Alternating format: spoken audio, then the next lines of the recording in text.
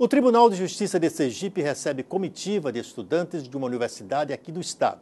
O objetivo, conhecer a estrutura do Poder Judiciário. Cerca de 200 estudantes do curso de Direito da Universidade Tiradentes, das disciplinas Estágio e Processo Civil, foram recebidos no Palácio da Justiça.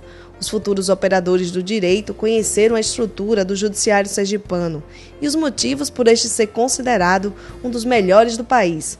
O presidente do Tribunal de Justiça de Sergipe saudou os discentes. Eu vejo como muito importante essa visita dos estudantes da UNIT ao tribunal. É uma interação entre tribunal e esses futuros operadores do direito que estão conhecendo algumas particularidades desse Tribunal de Justiça, que é considerado o melhor Tribunal de Justiça do país. Eles precisam conhecer determinadas circunstâncias, determinados procedimentos, porque no futuro eles aqui no Tribunal de Justiça vão colaborar para a verdadeira aplicação do direito. No encontro foi apresentado um vídeo explicando de forma didática o funcionamento da Justiça e a divisão entre primeiro e segundo grau de jurisdição. Segundo o professor João Alberto, responsável por trazer os alunos ao Poder Judiciário, esse é o momento de aliar o conhecimento teórico de sala de aula à prática. Bem, os alunos, quando estão lá na faculdade, eles passam a conhecer somente a teoria. E aí o professor, a universidade, juntamente com alguns professores, procuram trazer os alunos para os locais onde eles vão atuar futuramente. Então nós levamos eles para o Tribunal de Justiça, para o Ministério Público. E no Tribunal de Justiça é essencial. Por quê? Porque aqui ele tem todo o conhecimento da estrutura. Então a parte que ele vê na teoria, ele vê aqui apresentada por um desembargador, por um juiz ou pelo próprio presidente e através de alguns vídeos institucionais. Eles passam a ter esse conhecimento de forma prática, da forma como é feito aqui desenvolvida pelos juízes. Os alunos acompanharam a evolução do judiciário e conheceram o planejamento estratégico. Para os estudantes, a aproximação com o tribunal antes do exercício da carreira jurídica é muito importante. Ter esse conhecimento do nosso sistema judiciário é importante para o estudante de direito, porque ele já vai entrando no ramo, né? Já vai conhecendo as formas que atuam o judiciário, os desembargadores, as escrivanias, no caso do Tribunal de Justiça. Então é muito importante esse contato, né? Para ter uma inserção maior dos alunos, assim que se formarem, já conhecer um pouco do sistema judiciário.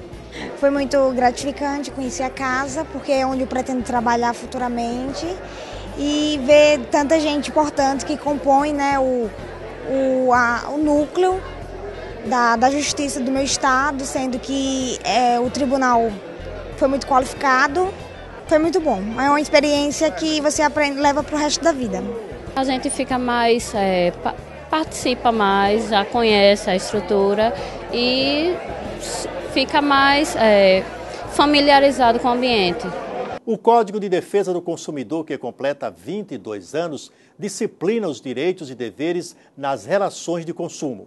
Para tornar a legislação mais atual e abrangente às novas demandas, o Congresso Nacional estuda sua atualização. Sabe quando aquele produto quebra e está no prazo de garantia? Ou quando chega uma conta de telefone com ligações que você não fez? Para resolver o problema, os consumidores têm o apoio do Código de Defesa do Consumidor, que está completando 22 anos de vigência. Esse foi o caso de Irã, que recebeu a fatura da conta de telefone com valor diferente do que havia sido contratado e imediatamente buscou o PROCON. Procurei o PROCON para resolver o problema e daí entrei com uma ação no Juizado Especial Cível.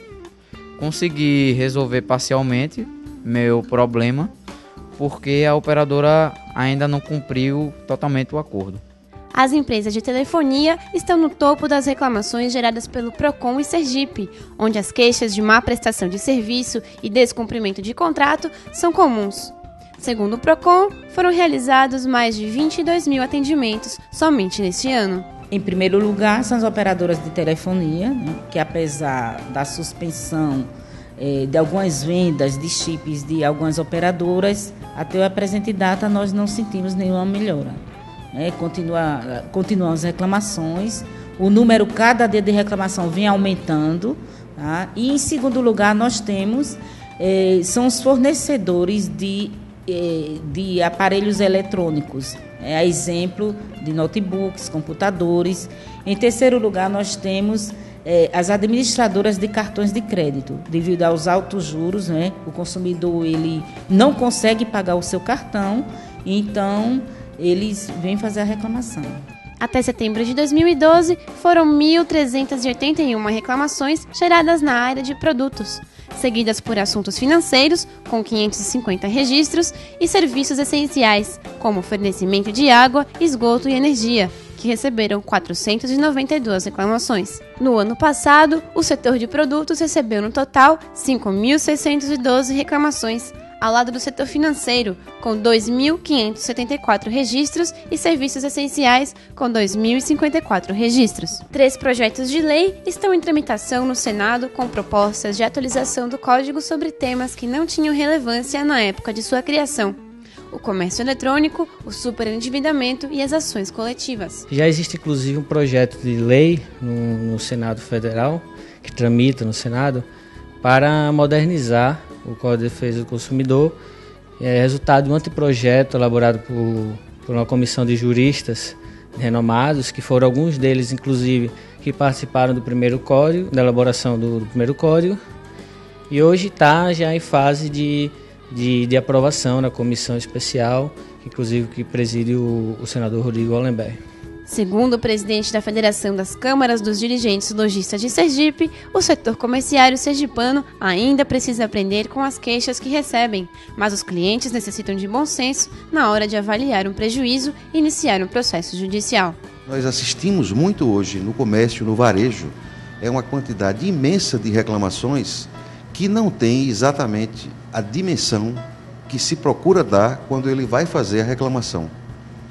Então, eu lhe diria, por exemplo, a questão dos danos morais, que virou uma verdadeira febre, uma moda. Tudo hoje é dano moral.